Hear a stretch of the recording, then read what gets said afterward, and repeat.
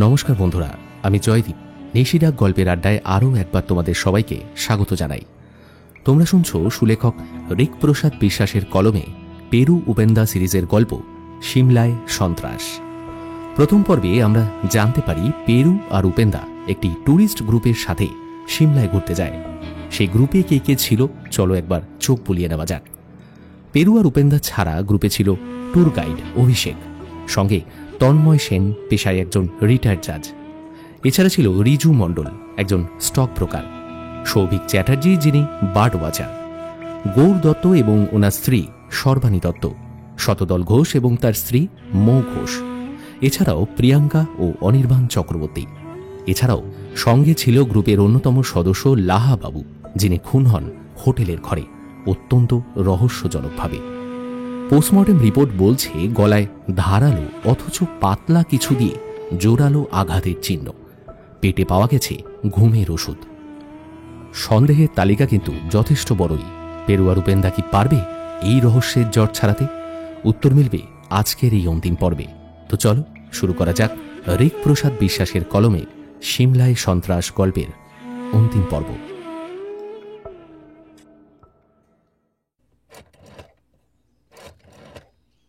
Peru হোটেলের intercom ফোনে গৌর দত্ত আর শতদল বাবুকে ধরে ওদের অ্যাপয়েন্টমেন্ট নিল। দুই রুমেই কর্তা গিন্নি বর্তমান। পেরু একজনের কাছে আধ ঘন্টা আর অন্যজনের কাছে পরের আধ ঘন্টা সময় চেয়ে নিল। আমার দিকে তাকিয়ে বলল, গৌর দত্তরা তো লাহাবাবুর ফ্লোরেই আছেন। ওদের ওখানে ঢোকার আগে লাহাবাবুর পাশের রুমে একবার ঢু মেরে যাব, যদি কোনো ক্লু পাওয়া যায়। মানে তুমি বলছো লাহা বাবু আর প্রিয়াঙ্কাদের মাঝের ঘরটা? ওটা তো কাল তালাবন্ধ দেখলাম, তাই না? ওই ঘরটায় কাল একবার আমরা খোঁজ নেবার চেষ্টা করেছিলাম। দরজা বন্ধ ছিল, তালা ঝুলছিল বেশ পেল্লাই সাইজের একটা। ওই রুমটার পাশেই লাহাবাবুর ঘর, তার পাশেই অবশ্য আর ঘর নেই, বারান্দার শেষ প্রান্ত। সেই বারান্দায় দাঁড়িয়ে পাশেই একটা লম্বা পাইপ দেখা যায়, যেটা প্রায় গ্রাউন্ড ফ্লোর থেকে উঠে ছাদে চলে গেছে। সেই পাইপের থেকে বারান্দার দূরত্ব হাতখানেক হবে। নিচের দিকে তাকালেই হোটেলের পাশেই রেস্টুরেন্টের একতলার ছাদ দেখা যায় উত্তর দিকে। দক্ষিণ দিকে ফুট 7 পাঁচিল, তার উপরে কাঁটা তার নেই। পেরু ওই দিকটায় তাকিয়ে বলল, এই দিকটায় যদি পাঁচিলের পিছন দিক থেকে কেউ মই ফেলে তারপর পাইপ বেয়ে উপরে উঠে আসা অসম্ভব নয়। দক্ষিণ দিকে পাঁচিলের পেছনে ঘন ঝোপ জঙ্গল, খাড়া প্রায় 50 ফুটের মতো, হঠাৎ যেন নেমে গেছে। যাবার পথে একবার ঘুরে যাব, যদি টুরিস্টরা ফিরে থাকে। সেই ঘরটায় যথারীতি কাউকে ফের পাওয়া গেল না। আমি পেরুকে বললাম, শোনো না, রিসেপশন থেকে ঘরটার খবর নাও না, ওরা ফিরেছে কিনা। তুমি যখন ওয়াশরুমে ছিলে তখন ফোন করেছিলাম, যে ফোন ধরেছিল সে কিছু বলতে পারলো না, তাই একবার চাক্ষুষ দেখে গেলাম। গৌর দত্তদের ঘরটার দিকে মুখ ঘুরিয়ে হাঁটতে শুরু করল পেরু। গৌর দত্ত আর ওনার স্ত্রী সর্বাণী দত্ত এক অদ্ভুত ভীতি জড়ানো চোখে আমাদের দুজনকে ওনাদের ঘরে অভ্যর্থনা জানিয়ে বসতে বললেন। পেরু বসা মাত্রই একবার দুহাত ঘষে নিয়ে বলল, ভনিতা না করেই শুরু করছি। লাহাবাবুর হত্যার বিষয়টা নিয়ে আমি তদন্ত করছি। আপনাদের থেকে কিছু প্রশ্নের উত্তর চাই আমার। আশা করি সকলের সহযোগিতায় আমরা হত্যাকারীকে ধরতে সফল হব। তাহলে শুরু করি। আপনি ডিটেকটিভ, এটা আমার জানা ছিল না পেরুবাবু। কথাটা বললেন গৌর দত্ত। আপনার সব প্রশ্নের উত্তর দিতে আমার কোনো আপত্তি নেই, যদি না সেই প্রশ্ন আমার কাছে অবমাননাকর বলে মনে হয় বা প্রাইভেসি হ্যাম্পার করে। কারণ আপনাকে উত্তর দিতে আমি আসলেই বাধ্য নই, আর আপনি পুলিশও নন। যাই হোক, যতটা সহযোগিতার খাতিরে ইনফরমেশন দেওয়া যায় সেটুকুই চেষ্টা করব। আপনার বিরুদ্ধে অভিযোগ যে আপনি অন্যের ঘরে আড়ি পাতেন, কেন? কখনোই আমি অন্যের ঘরে আড়ি পাতিনি। কথাটা প্রিয়াঙ্কা বলেছে তো। আমি তো ওদের কাছ থেকে শুধু ওই রিসেপশনের নাম্বার জানতে গেছিলাম, চা খাবো বলে। লাহাবাবুর সাথে আপনার খুব ঘনিষ্ঠতা হয়েছিল, এই ট্যুরের লোকেদের মধ্যে সর্বাধিকই বলা চলে। ওনার ডেড বডিতে তো ঘুমের ওষুধ পাওয়া গেছে, তার সাথে একসাথে বসে ড্রিঙ্ক করার সুযোগ সবচেয়ে বেশি ছিল আপনার। তার মাধ্যমে তাকে কাবু করা গোল্ডেন চান্স ছিল আপনার। এসব কি ডিনাই করতে পারেন? তাতে আমার লাভ কি? তাছাড়া আমি ওনার সাথে কখনো ড্রিঙ্কস করিনি। আপনি জানেন হয়তো আমার জেমস্টোনের বিজনেস আছে, জুয়েলারি শপ আছে বড় বাজারে। বিজনেস পারপাস কিছু আলোচনা হয়েছিল, ব্যাস এইটুকুই। আলাপে ব্যবসার সুযোগ বাড়ে, নতুন নতুন পরিচিতি তৈরি হয়। কিন্তু আপনার রুমের ওয়েস্ট পেপার বাস্কেটে ওয়াইনের প্যাকিং বক্স কেন, যদি আপনি ড্রিঙ্কস নাই করেন? মানে ড্রিঙ্কস করি, কিন্তু ওনার সাথে করিনি। লাহাবাবু ড্রিঙ্কস করলে বড্ড বেসামাল হয়ে পড়তেন। ওসব আবার আমার ঠিক সহ্য হয় না, গিন্নি ঝামেলা করে। কই সর্বরী, তুমি বলো না, আমি কি বাইরে ওসব খাই? বলেই নিজের স্ত্রীর দিকে ঘুরে তাকালেন। আচ্ছা, লাহাবাবু সম্পর্কে আপনি নিশ্চয়ই অনেক তথ্য জেনেছেন এই ঘনিষ্ঠতার সুবাদে। ওনার সম্পর্কে একটু বলুন। ভবতোষ লাহা প্রমোটার, বালিগঞ্জে আর গড়িয়ায় কম দামে ফ্ল্যাট কিনে বেশি দামে বেচে দেয়। নতুন নতুন ফ্ল্যাটের সন্ধান করেন। অকৃতদার, রিয়েল এস্টেট বিজনেস ছাড়া অন্যদিকেও খোঁজ খবর রাখতেন। কিছুকাল গার্মেন্টের বিজনেস করেছিলেন, সেটা ঠিক জমেনি। নতুন নতুন বিজনেসের সন্ধানে এখানে ওখানে তাই উনি ঘুরে বেড়াতেন। আচ্ছা, ওনার কোনো বন্ধু আছে সিমলায়? কারো সাথে শত্রুতার খবর আপনার জানা আছে? বন্ধু নাকি একজন আছে শুনেছি, সেখানে একদিন সকালে গিয়েছিলেন। নামধাম ঠিক জানি না, শত্রুতা কারোর সাথে আছে বলে আমার ঠিক জানা নেই। এই হোটেলে প্রিয়াঙ্কা অভিষেকের সাথে দু একবার ঝামেলা ছাড়া অন্য কারোর সাথে কি কোনো ঝামেলার খবর জানা আছে? বলতে পারবো না। বলেই ঠোঁট উল্টে ঘাড় নাড়লেন দত্তবাবু। আপনাকে বলি, একবার একটু নড়ে বসে কথাটা জোর দিয়ে বলল পেরু। কারো অনুমতি ছাড়া তার ঘরে আড়ি পাতা বা তার সম্পর্কে অতি উৎসাহী হয়ে খোঁজ খবর নেওয়া অত্যন্ত গর্হিত অপরাধ। ওসব আর করবেন না। অবশ্য তদন্ত চলাকালীন যদি মনে হয় আপনি তথ্য লুকোচ্ছেন, ফের জেরা করব। দরকারি পুলিশি হেফাজতে জেরা, সুতরাং কোনো তথ্য লুকোবার চেষ্টা করবেন না। সর্বরী ম্যাডাম, আপনাকে সংক্ষিপ্ত দু একটা প্রশ্ন করব, এখন বাইরে আসবেন? বলেই পেরু হঠাৎ উঠে পড়ল। সর্বরী দত্তর সাথে কথোপকথনটা আমরা ওনাদের রুমের বাইরে বারান্দায় দাঁড়িয়ে করলাম। বেরিয়েই দরজা বন্ধ করে দেওয়া ছিল। দত্তবাবু তখন বেজার মুখে থম মেরে পা ঝুলিয়ে বসেছিল। তাকে আলাদাভাবে জিজ্ঞেস করা হলো যে গৌর দত্ত কবে থেকে রাত্রিবেলা একা একা বেরিয়েছে। জিজ্ঞাসাবাদে একটা চমকে দেওয়ার মতো তথ্য উঠে এলো। দত্তবাবু খুনের রাত্রি 12টা নাগাদ আধ ঘন্টার জন্য নাকি বাইরে গিয়েছিলেন। সর্বরী তখনও তন্দ্রাচ্ছন্ন, কিন্তু পুরোপুরি ঘুমননি। তাই সময়টা 12টাও হতে পারে, রাত্রি 1টাও হতে পারে।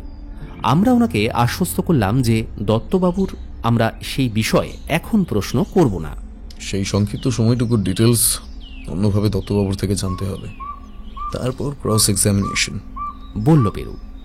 সর্বরী দত্ত লাহাবাবুর ব্যাপারে বিশেষ কোনো তথ্যর অতিরিক্ত কিছু দিতে পারলেন না। জিজ্ঞাসাবাদের পর দেখলাম ওনার হাত পা ঠক ঠক করে কাঁপছে। পেরু হালকাভাবে ধরে ওনাকে রুমের দরজা ঠেলে ভেতরে যাওয়ার ইঙ্গিত দিয়ে বলল, আর বিরক্ত করব না, আসুন। রুমে ফিরতে ফিরতে পেরু বলল, যখন সিগারেট কিনতে বেরিয়েছিলাম ঘোষালবাবুর ফোন এসেছিল। আমার কথা মতো উনি সিভিলিক ট্রাভেলসের পার্টনার রাজদীপ সামন্তর সাথে যোগাযোগ করেছিলেন। এই সামন্তকে বুঝিয়েছেন যে অভিষেক নির্দোষ আর ওনার ট্রাভেল এজেন্সির নাম শুধু শুধু খারাপ হচ্ছে, অযথা অভিষেককে পুলিশ আটকে রেখেছে বলে। তারপর উনি ঘোষালবাবুকে অনুরোধ করেছেন কেসটা নিতে। মক্কেল অবশেষে জুটে গেল উপেন্দা। বাহ, তুমি তো ঘোষালবাবুর জন্য স্বর্ণডিম্ব প্রসবকারী হংস হয়ে উঠেছ পেরু। কেসের পিঠে কেস, ভালোই। তোমাকে শব্দ নির্বাচনের জন্য ধন্যবাদ দিতে হচ্ছে উপেন্দা। হ্যাঁ, যাক, মুরগি বলিয়ে দাওনি, মুরগি থেকে হংস বেটার। চলো এবার মিস্টার লোটাসের রুমে ঢোকা যাক।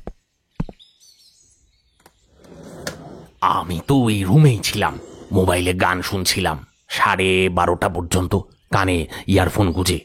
তারপর ঘুমিয়ে পড়ি। আমি যে কি বলবো কিছুই বুঝতে পারছি না। এই পুরো ঘটনাটায় না আমি টেরিফাইড। রাতে ঘুম হচ্ছে না, রুমে ঢুকলে ভেতর থেকে লক করে দিচ্ছি, সর্বদাই ভয় হচ্ছে। এই বুঝি খুনি দরজা খুলে ঘরে ঢুকে কুপিয়ে গেল। ওহ, কি ভয়ঙ্কর দৃশ্য, আমি ভুলতে পারছি না। গলা কাটা লাহাবাবুর দেহটা নিথর হয়ে পড়ে আছে। তাড়াতাড়ি খুনিকে শনাক্ত করে পুলিশের হাতে তুলে দিন পেরুবাবু। প্রায় এক নিঃশ্বাসে কথাগুলো বলে ফেললেন শতদল ঘোষ। ওনাদের রুমে আপাতত শতদল বাবু একাই বসে আছেন। ওনার স্ত্রী মৌকে পেরু বলেছে প্রিয়াঙ্কাদের ঘর থেকে মিনিট 10 জন্য ঘুরে আসতে। প্রিয়াঙ্কাকে ফোনে বলেছে বিষয়টা, আরও বলে দিয়েছে যে ইন্টারকমে ফোন করে পরে ডেকে নেবে। তারপরে একান্তে একইভাবে তাকে এখানে আবার জেরা করা হবে।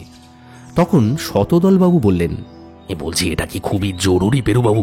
আসলে এই মৌ পাশে না থাকলে না আমার সবকিছু কেমন উল্টোপাল্টা হয়ে যায়। মাফ করবেন, ওটার একটু প্রয়োজন আছে। তদন্তের ক্ষেত্রে ছোটখাটো সামান্য তথ্যই খুব গুরুত্বপূর্ণ হয়ে যায়। দুজনে পরস্পরের কথা শুনলে তাতে প্রভাবিত হওয়ার সম্ভাবনা থাকে, তাতে ভাইটাল ক্লু সামনে আসার আগেই চাপা পড়ে যেতে পারে। ভদ্রলোক অনিচ্ছা সত্ত্বেও মুখ কাঁচুমাচু করে একটা কৃত্রিম আত্মবিশ্বাস নিজের উপর চাপিয়ে অগত্যা জেরা পর্বে রাজি হলেন। প্রথমত বলুন, খুনের দিন রাত্রে 11টার পর আপনারা কোথায় ছিলেন? রাতে খাবার সারলাম ওই রাত্রি 9:30। হঠাৎ এই মৌ বলল ও শরীর খারাপ লাগছে, শুয়ে পড়ল। আমি একটা সিনেমা দেখছিলাম, তবে লাস্ট ক্লাইম্যাক্সটা দেখা হয়নি বুঝলেন। একটা বিরাট বাংলো বাড়িতে হঠাৎ ভূতের উপদ্রব। সে কিন্তু সত্যি ভূত নয়, সাজানো ভূত। শেষের দিকে যা গল্প এগোচ্ছিল তাতে বাড়ির দারোয়ানটাই মনে হচ্ছে কাণ্ডটা করেছে। কিন্তু শুয়ে পড়লাম বুঝলেন। তারপর এই 10:30 আনুমানিক খুব ঘুম পাচ্ছিল।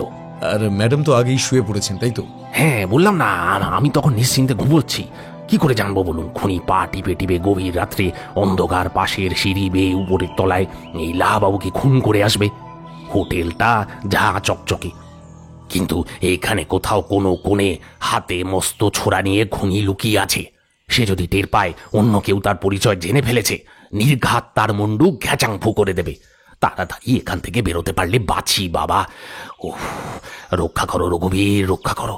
বলেই শতদল হাতটা মুঠো করে কপালে ঠুকে নিলেন।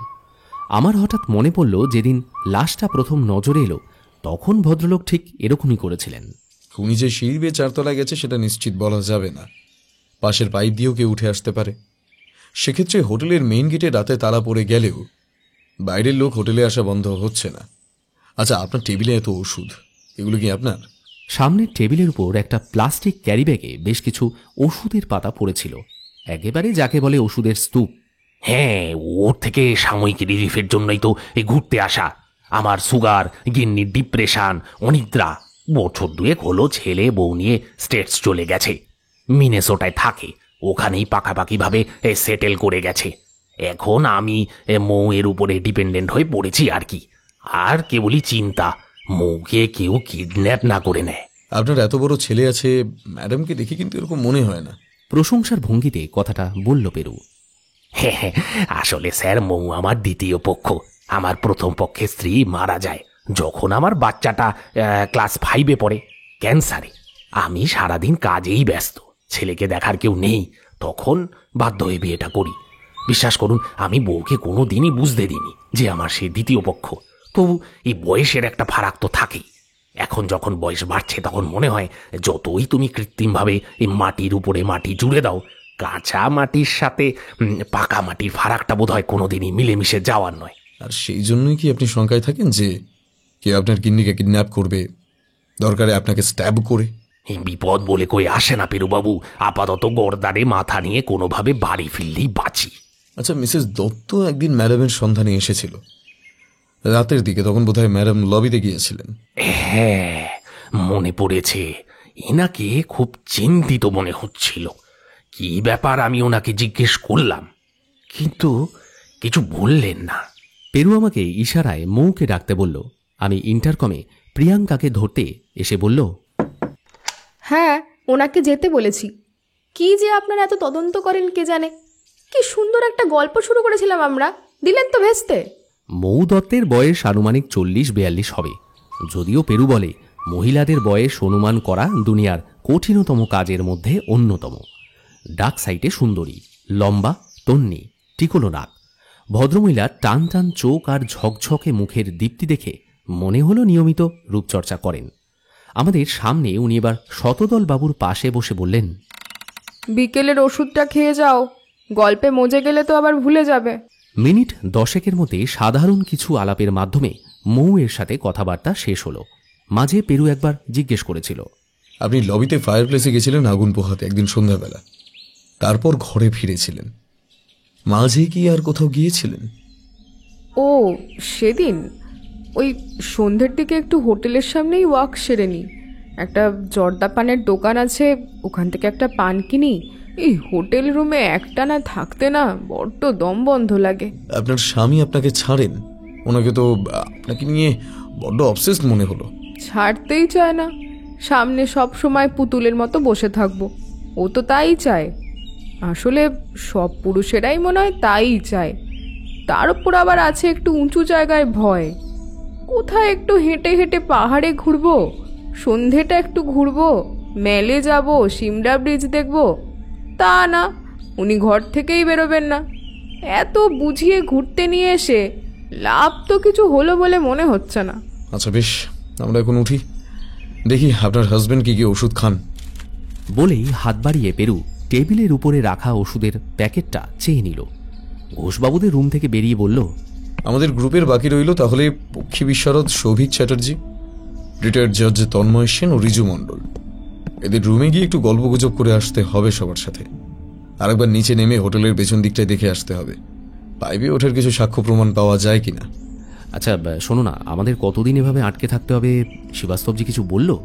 মানে হোটেলে সবাই দেখলাম এইভাবে নজরবন্দি অবস্থায়, খুবই বিরক্ত। অবশ্যই তদন্ত শেষ করে যেতে পারলে তো ভালোই হতো আমাদের, কিন্তু এতগুলো লোককে কতদিনই বা আটকে রাখবে, মানে তদন্তের নামে? তুমি কিছু জানো? দেখি থানায় গেলে হয়তো জানতে পারবো। আচ্ছা আমি একবার ওদিকটায় যাচ্ছি, তোমাকে একটা নাম্বার দিচ্ছি, তুমি লোকাল ট্যাক্সি স্ট্যান্ডে যাও।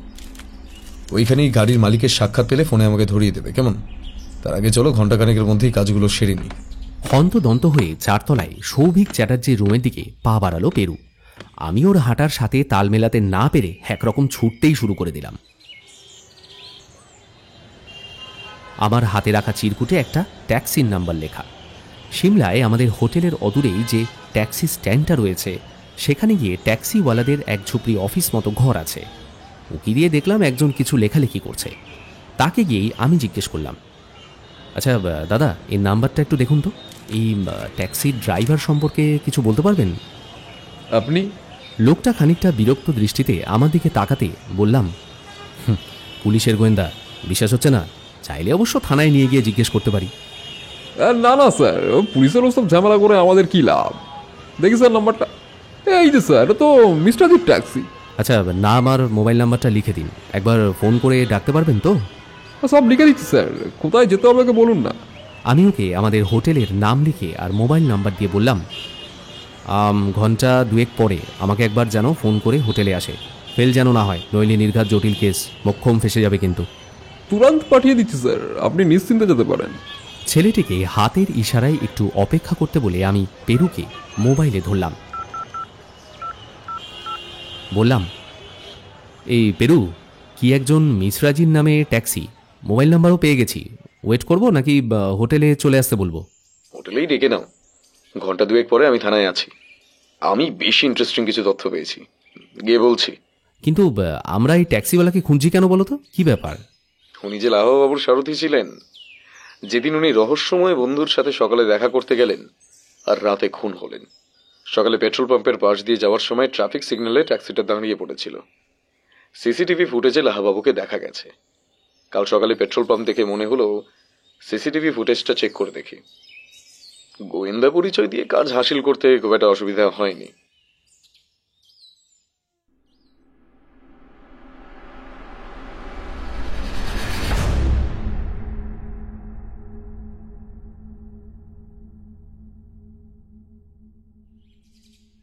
আমি হোটেলে ফেরার আধ ঘন্টার মধ্যেই পেরু ফিরে এলো, দেখি বেশ উৎসাহিত। আমি বললাম, কি ব্যাপার, হ্যাঁ খুব এক্সাইটেড মনে হচ্ছে, আরো কিছু লিড পেলে নাকি? লাহাবাবুর লাগেজ তো সব পুলিশে সিজ করেছিল। ওর কাছে একটা ডায়েরি পাওয়া গেছে। সেই ডায়েরিতে কিছু সাংকেতিক নামের বেশ কিছু হিসেব আছে পাতায় পাতায়। ব্যাগে যে টাকাটা পাওয়া গেছে তার মধ্যে একটা বান্ডিল আছে, সব নোটের 1 নম্বর। কিছু বুঝলে? ফেক কারেন্সি র্যাকেট বলো কি? বাহ, এই তো বুদ্ধি খেলেছে। মনে হচ্ছে অ্যাসিস্ট্যান্ট হিসেবে দাঁড়িয়ে গেলে। হ্যাঁ, লাহাবাবুর এই ট্যুরটা সম্ভবত ছিল পুরো আইওয়াশ। আসলে ফেক কারেন্সি ডিলে এসেছিল। এখানে বসে এখানে এসে বাইরের কার কার সাথে দেখা করেছিল সেটাই আমাদের খুঁজে বার করতে হবে। সেখানে কিছু গন্ডগোলের জেরে খুন হলেন কিনা সেটাই এখন প্রশ্ন। আচ্ছা, আপাতত একটা ক্লু পাওয়া গেছে, সেখান থেকে রহস্যের জট ছাড়তে হবে আমাদের। আচ্ছা, তুমি শ্রীবাস্তবজিকে বললে ব্যাপারটা? ওরা ফেক কারেন্সির ব্যাপারে কিছু একটা আন্দাজ করতে পেরেছে, কিন্তু তারপরও সূত্র পাচ্ছে না। আর একটু এগোই, তারপর খোলসা করব। আর ওই অভিষেকের ব্যাপারটা কি হলো? মানে আমাদের ফেরার ব্যাপারটাও সবাইকে ছেড়ে দিলে তো তোমার তদন্তের অসুবিধা হয়ে যাবে, তাই না? ফরেন্সিক রিপোর্ট এসে গেছে, ওর ফিঙ্গারপ্রিন্ট ম্যাচ হয়নি, আর মদের গ্লাসে ঘুমের ওষুধ ছিল না। অভিষেককে ছেড়ে দেবে। শ্রীবাস্তবজিকে অনুরোধ করে এলাম 2 দিন সবাইকে আটকে রাখতে। আমার তদন্তে কিছু লিড পেয়েছি, সেগুলোর মনে হয় উপযোগিতা পরখ করে নেওয়া যাবে। চলো একটু স্নান টান সেরে টিফিন করিনি, ট্যাক্সিওয়ালা এলে বেরোতে হবে।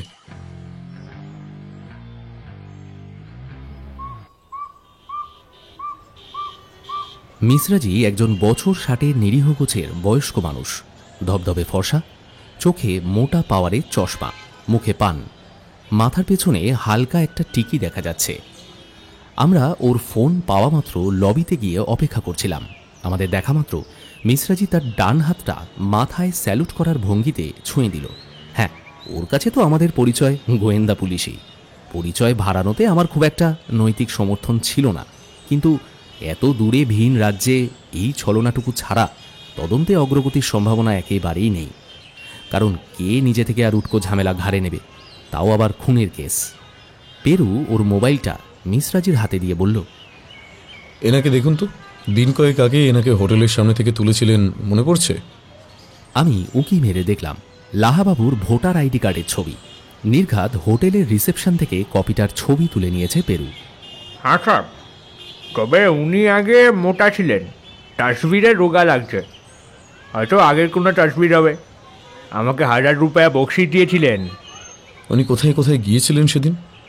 তো ওনার সাথে তো আমার ফুল ডে বুকিং ছিল। উনি প্রথমে লক্কর বাজারে একটা দোকানে গেলেন, সেখানে ঘন্টাখানেক কাটিয়ে সিমলার বাইরে ওনার দোস্তের একটা কটেজে গেলেন। ওখানে নেমে আমাকে বললেন যে আমাকে নাকি আর ওয়েট করতে হবে না, আমি যেন চলে যাই। ওনার যদি দরকার হয় উনি আমাকে ডেকে নেবেন। তারপর আর কোথাও যায়নি? না স্যার। তারপর সিমলা লোকালি ঘুরিয়ে আমাকে উনি হোটেলে নিয়ে যেতে বললেন। তো আমি লগভগ ওনাকে 3 বাজেকে আন্ডারটা ড্রপ করে দিয়ে চলে গেছি। বেশ, লক্কর বাজারের দোকানে চলুন, তারপর সেই কটেজ। এখনই বেরোবো, হাতে একদম সময় নেই। हाँ कोई बात नहीं, चलिए चलिए चलिए साहब।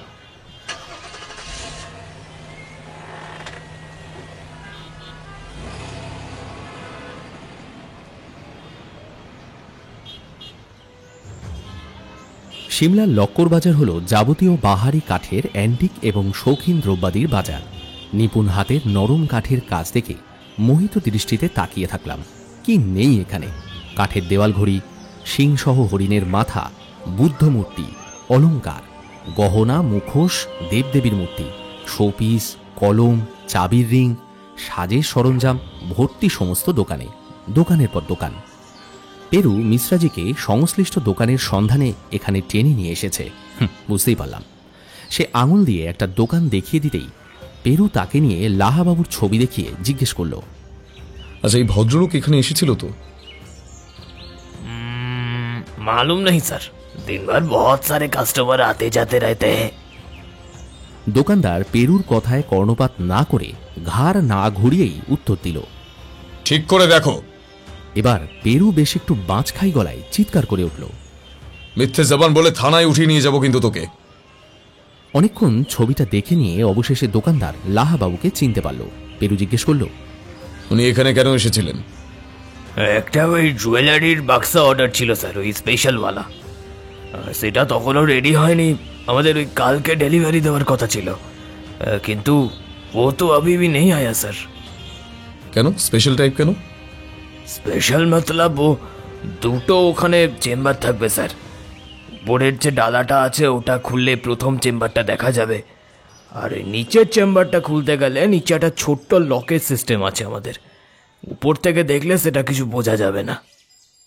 কই বাক্সটা রেডি থাকলে দেখান তো। একটা জমকালো কাঠের খোদাই করা কাজ করা বাক্স মিনিট 5 মধ্যে পেরুর হাতে উঠে এলো। নেড়ে চেড়ে দুটো কম্পার্টমেন্ট ভালো করে দেখে নিয়ে বলল, ঠিক আছে, এখন রেখে দিন, কাউকে দেবেন না যেন। এর প্রকৃত মালিক বাদে দিন 2 বাদে এটা এসে নিয়ে যাবেন। ট্যাক্সির দিকে ফিরতে ফিরতে আমি পেরুকে বললাম, আচ্ছা, এই যে একটার পর একটা রহস্য জুড়েই যাচ্ছে, এই বাক্স নিয়ে লাহাবাবু আবার কি করতে বলো তো? হচ্ছে উপেন্দা, হিসেব মিলে যাচ্ছে। এরপরের গন্তব্য লাহাবাবুর বন্ধুর রহস্যময় কটেজ। চলো চটপট পা চালাও। কত দূর মিশ্রজি? আর लगभग 10 মিনিট লাগবে স্যার, চলিয়ে। সিমলার লক্কর বাজার থেকে গাড়িতে মিনিট 10 দূরত্বে একটা নির্জন কটেজের সামনে এসে মিশ্রাজির ট্যাক্সিটা দাঁড়ালো। কটেজটা পাহাড়ের গায়ে, রাস্তার ধারে। রাস্তার অন্যদিকে খাড়া খাদ, নিচে প্রায় 25 ফুটের মতো খাড়া নেমে গেছে। সেখানে পাহাড়ের গায়ে বাঁশ বনের জঙ্গল। মিশ্রাজিকে গাড়িতে রেখে পেরুয়ার আমি সেই কটেজের সামনে গিয়ে দাঁড়ালাম। এক চিলতে বারান্দা নিয়ে একটা কাঠের দোতলা বাড়ি। সদর দরজায় দেখলাম একটা তালা ঝুলছে। বাড়ির পেছনের দিকে একটা ছোট্ট বাগান, কিন্তু কোনো চাষ হয়নি সেখানে। বুনো ঝোপঝাড়ে ছেয়ে গেছে ছোট্ট সমতল ক্ষেত্রটা। অদূরেই একটা ভাঙা বেড়ার ঘর, বেড়ার ওপাশে পাহাড়ের গায়ে খাঁজ কাটা সিঁড়ি। একে বেঁকে অনেকটা নিচে একটা ছোট্ট পথ চলা পাহাড়ি রাস্তায় হারিয়ে গেছে। এই ফাঁকা কটেজটার আশেপাশে কোনো ঘর বাড়ি নেই, তাই অগত্যা এর মালিকের খোঁজ খবর বিশেষ কিছুই পাওয়া গেল না। বাগানের প্রান্তে দাঁড়িয়ে পাহাড়ের ঢালে অনেক দূরে ঘন কুয়াশা ঘেরা গোটা দশেক ঘর বাড়ি দেখা যাচ্ছে। পেরু বলল, ওখানে গেলে কি কিছু সুবিধা হবে বলে মনে হচ্ছে? ফেরার আগে পেরু একবার আমাকে থামিয়ে দিয়ে বলল, দাঁড়াও, একবারটি ভালো করে দেখে আসি। তারপর বাড়ির চারপাশটা ভালো করে খুঁটিয়ে দেখে বলল আবার, এখানে লোকজনের যাতায়াত আছে। জল ফেলা হয়েছে, সম্ভবত খাবার পরে হাত ধোয়ার জন্য। টাটকা খাবারের এঁটো ছড়িয়ে আছে, আর মাটি ভেজা। আর মাটিতে টাটকা পায়ের ছাপও পেলাম। বারান্দার কাঠও ভেজা। তাহলে উপায়? এ তো ডেড এন্ড মনে হচ্ছে পেরু। সিক্স সেন্স বলছে রাত্রিবেলা আসতে হবে, ওত পেতে থাকতে হবে। চলো আজ রাতেই। এত দূর এসে আরেকটা কেস ছেড়ে দেওয়া যায় নাকি?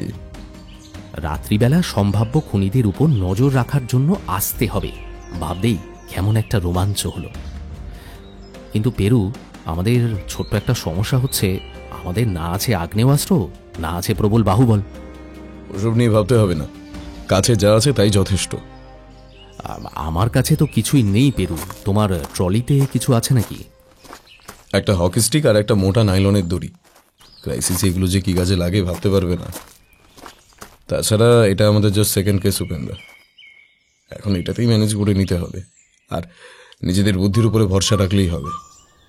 বলে কাঁধে একটা চাপড় মারল পেরু। মিশ্রাজিকে হোটেলে ছেড়ে তার হাতে একটা 200 টাকার নোট ধরিয়ে পেরু বলল, আমাকে যা বললেন আর কাউকে ভুলেও বলবেন না। সময় এলে তখন সমস্ত কিছু ঠিকঠাক বলতে হবে, আমরাই আপনাকে রাখবো। পেরু তারপর মিশ্রাজির সাথে হাত মিলিয়ে আমাকে ডেকে বলল, আপনি অনেক সাহায্য করেছেন, আসুন একটা সেলফি তুলি। একটা সেলাম ঠুকে মিশ্রাজি চলে গেল। হোটেলে ফিরে পেরু আমাদের ডিটেকটিভ এজেন্সির কর্ণধার ঘোষাল বাবুকে ফোন করল। গত পরশু রাতেও ঘোষাল বাবুকে ফোনে বলেছিল, লাহাবাবু সম্পর্কে আরো বিস্তারিত খবর চাই। আমার ধারণা ও বেশ কিছু অসামাজিক কাজকর্মের সাথে জড়িত আছে, আর পুলিশ রেকর্ড কিছু থাকলে একটু দেখুন। আর সেই সাথে ওই পরিবারের আর কেউ আছে কিনা, কোনো ওয়ারিস আছে কিনা সেটাও খোঁজ নিয়ে একটু জানাবেন। আমি এখানে আটকে পড়ায় এই খবরগুলো পাচ্ছি না।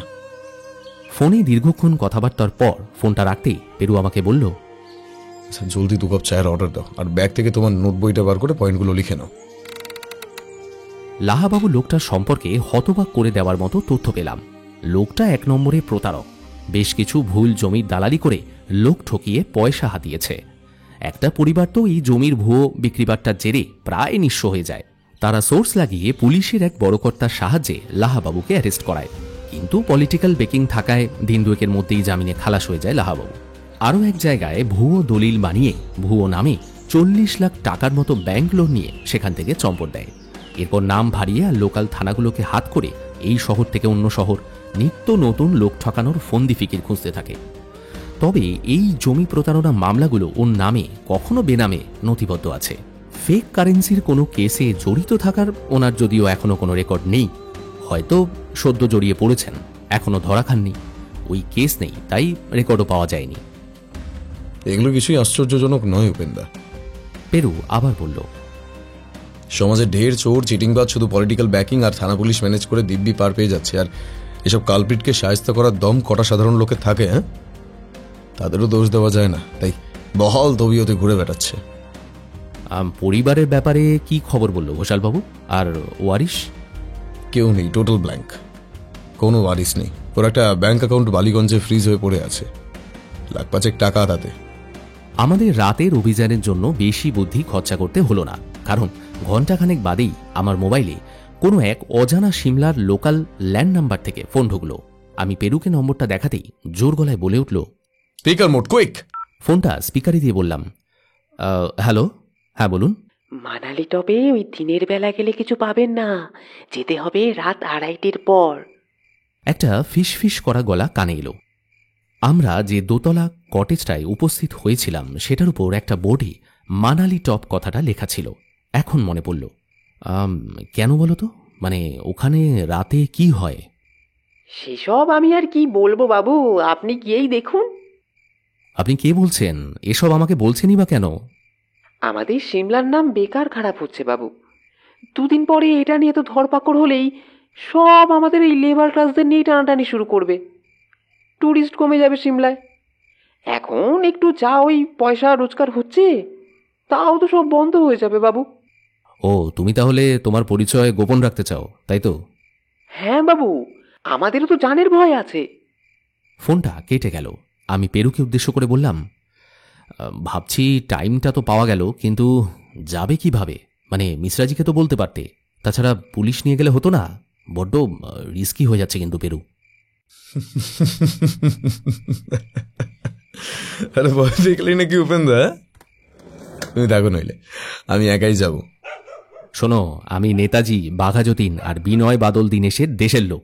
এইসব তুচ্ছ ব্যাপারে ভয় পাই না পেরু, বুঝেছ? আর আমি তোমাকে একা ছেড়ে নিশ্চিন্ত থাকবো ভাবছো? কিন্তু গাড়ির ব্যবস্থাটা কি করবে বলো তো? ম্যানেজার একটা ইলেকট্রিক বাইক জোগাড় করে দিয়েছে, আমাদের দুজনেরই তাতে জায়গা হয়ে যাবে। মিশ্রাজিকে কেন বললাম না বুঝতে পারলে? আলবাত, ওর ট্যাক্সির আওয়াজে রাতে কেউ শব্দ শুনে নিতে পারে। ইলেকট্রিক বাইক নিঃশব্দে যাওয়া আসা যাবে, তাই তো? বাহ, এই তো মাথা খুলেছে। এখানে আসার পর মোরলা মাছকে তোমার দ্রুত উন্নতি হচ্ছে উপেন্দা। খেদে এখন ঘুমিয়ে নাও, রাত্রে আজ অনেক ঝকমারি আছে মনে হচ্ছে। আমি একবার থানা থেকে ঘুরে আসি, শ্রীবাস্তবজির সাথে একবার দেখা করা খুব দরকার। বলেই পেরু দরাম করে দরজাটা আমার মুখের সামনে বন্ধ করে দিয়ে বেরিয়ে পড়ল।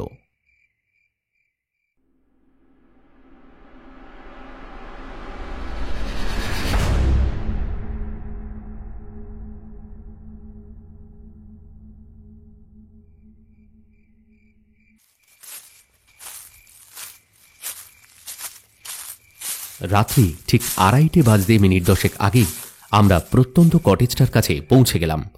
আমাদের বাইকটা একটু আগে একটা পাইন গাছের পেছনের ঢালটায় শুয়ে রাখলাম। ওটা ওই বাড়ি থেকে আনুমানিক 200 ফুট হবে। রাত্রির ঝুম অন্ধকার। মোবাইলে টর্চ জেলে সাবধানে পাইন গাছগুলোর আড়াল থেকে বেরিয়ে এসে দাঁড়াতেই পেরু বাড়িটার দিকে তাকিয়ে বলল, এখনো কেউ এসে পৌঁছয়নি, ঘুটঘুটে অন্ধকার দেখছ? রাতের আকাশের এক ফালি চাঁদ যেন নিকষ কালো অন্ধকারের মধ্যে একলা দাঁড়িয়ে আছে। পা টিপে টিপে মিনিট খানেক হাঁটতেই অবশ্য আবছা চাঁদের আলোয় পথ অল্প বিস্তর ঠাহর করা যাচ্ছিল। বুঝতে পারছিলাম বাইকের হেডলাইটের আলোর তীব্রতার জন্য এই আবছা আলো প্রথমে বুঝতে পারছিলাম না, এখন চোখ অনেকটাই ধাতস্থ হয়ে গেছে। সন্তর্পণে হাঁটতে হাঁটতে মানালি টপ কটেজের প্রায় 50 ফুট দূরে দুটো বড় ঝাউ গাছের আড়ালে দুজন এসে দাঁড়ালাম। পেরুর হাতে হকি স্টিক, আমার হাতে দড়ি। পেরু বলল, আমাদের আজকের লক্ষ্য হলো এই কটেজটার বাসিন্দাদের ওয়াচ করা, গাড়ির নাম্বারটা নিয়ে রাখা। এই তথ্যগুলো হাতে এলেই পুলিশের সাহায্য নিয়ে বাকি পান্ডাদের গ্রেফতার করে কেসটা সমাধান করে ফেলা যাবে। প্রায় 40 মিনিট পরে পাহাড়ের পথ বেয়ে একজোড়া মৃদু আলোর বিন্দু আমাদের দিকে এগিয়ে আসছে দেখলাম। পেরু ফিসফিস করে বলল, ট্যাক্সি, স্টেডি। সেই গাড়িটা পাহাড়ি পথ ঘুরে ঘুরে আমাদের সামনে শোঁ করে বেরিয়ে গিয়ে সেই কটেজটার সামনে এসে দাঁড়ালো। তারপর সেই ট্যাক্সির আলো নিভে গিয়ে ট্যাক্সি খালি করে দুজন মধ্যবয়স্ক জ্যাকেট আর টুপি পরা লোক সেই কটেজটার দিকে চলে গেল। তাদের হাতে একটা চৌকো বাক্স। আমাকে চমকে দিয়ে পেরু হঠাৎ সেই দিকে এগিয়ে যেতে যেতে বলল, দাঁড়াও, নম্বরটা টুকে নিয়ে আসি। আমি উত্তেজনায় প্রায় দম বন্ধ করে ফেলেছিলাম। পেরু নম্বরটা লিখে নিচ্ছিল। ওর পেছনে এসে দাঁড়িয়েছি, আমার হাতে গরু বাঁধার মতো একগোছা নাইলনের দড়ি। হঠাৎ পেরু বলল, ট্র্যাপ! আর অন্য কিছু বুঝে ওঠার আগেই একটা বস্তা মতো কিছু মনে হলো আমার মাথার উপর চেপে ধরে কেউ মাথাটা ঘিরে নিয়েছে, আর একটা বেশ বলশালী হাত সেই বস্তা শুদ্ধ আমার গলায় ফাঁসের মতো পিছন থেকে চেপে বসেছে। আর তার পর মুহূর্তে পাশেই ধস্তাধস্তির শব্দ, আর আমার বুকে, পিঠে, পেটে দমাদম জোরালো আঘাত নেমে এলো। অন্য কিছু বুঝে ওঠার আগেই ভীমসেনী ঘুষি খেয়ে গেলুম মুখের উপরে, আর তারপর সেই ধাক্কায় টাল সামলাতে না পেরে পিছন দিকে মাথার উপর গিয়ে আছড়ে পড়লাম। কোনো ক্রমে একটা হাত মাথার পিছনে নিয়ে এসে মাথাটা ঠেকাতেই মাথার ভেতরটা যেন ভীষণ যন্ত্রণায় পুরো ফেটে ছড়িয়ে যেতে চাইল। বুকে তখন প্রবল বেগে অবিরাম আঘাত নেমে এসেছে, কাঁধে অসম্ভব যন্ত্রণা। আমি গুটিয়ে যাচ্ছি একটা আহত অজগর সাপের মতো। মিনিট তিনিকের পর সেই আঘাতের চোট হালকা হয়ে গেলে আমি কোনো ক্রমে মাথাটা বস্তার আবরণটা থেকে সরিয়ে একটু বুক ভরা শ্বাস নিলাম। হঠাৎ খেয়াল হলো, পেরু, আরে পেরু কোথায়? মাথাটায় প্রবল ব্যথা, একটা কোনোই ছড়ে গিয়ে টনটন করছে। কোনো মতেই টলতে টলতে উঠে দাঁড়িয়ে পেরুকে খুঁজতে লাগলাম। না, সেই ট্যাক্সিটা আর নেই। ফুট 10 দূরে দেখলাম আবছা আলোয় একটা দেহ পড়ে আছে। ঠাহর হলো, দেহটা নড়ছে যেন। কোনো ক্রমে সেই দূরত্বটা অতিক্রম করে কাছে যেতেই পেরুর আওয়াজটা শুনে বুকে বল এলো। সে মাথাটা ঘুরিয়ে পিঠে একটা হাত দিয়ে আমার দিকে তাকিয়ে বলল, পুরো ট্র্যাপে পড়ে শুকনো ঠ্যাঙানি খেয়ে গেলাম তো উপেন্দা। আমার আগেই সন্দেহ হয়েছিল। আচ্ছা, তুমি ঠিক আছো তো? মাথায় প্রবল যন্ত্রণার জায়গাটা হাত দিতে দিতে বললাম, হ্যাঁ, তার বলতে।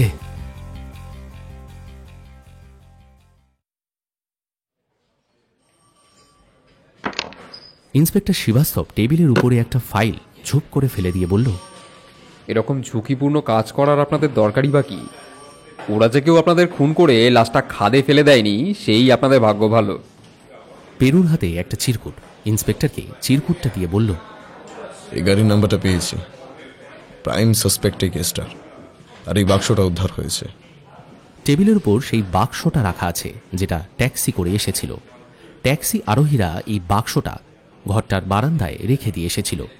যখন আমাদের উপর অ্যাটাক হয় তখন ওরা চম্পট দেয়। আপনাদের যা অবস্থা, আমি একটা গাড়ি করে আপনাদেরকে পাঠিয়ে দিচ্ছি। এখানকার সিটি হসপিটাল থেকে ফার্স্ট এইডটা করিয়ে দেবে, তবে তার আগেই প্যাকেটটা খোলা দরকার। কথাটা বলে শ্রীবাস্তবজি ইশারায় একজন কনস্টেবলকে ডেকে বললেন, এই রামকিশোর, তুমি একটা বাইরে নিয়ে গিয়ে খুলে নিয়ে এসো তো।